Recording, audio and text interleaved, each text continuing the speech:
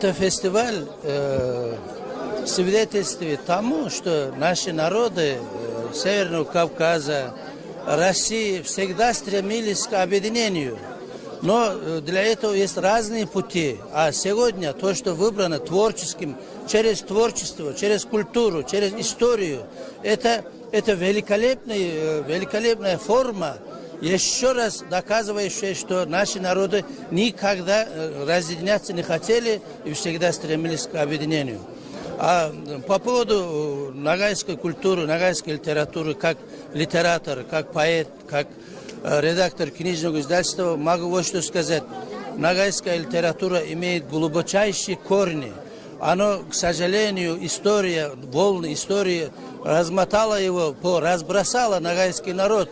Но это этническое единство, духовное единство, вот сегодня свидетели мы, что они никогда не станут ниже, а все время будет расти. Я приветствую такие форумы и думаю, что это прекрасное начало.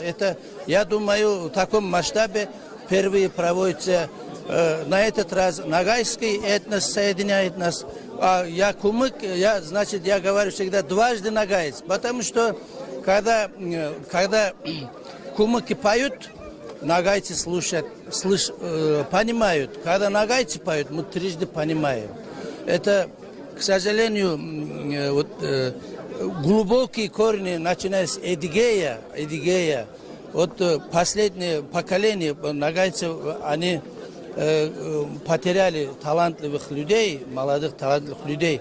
Но это не от нас зависит.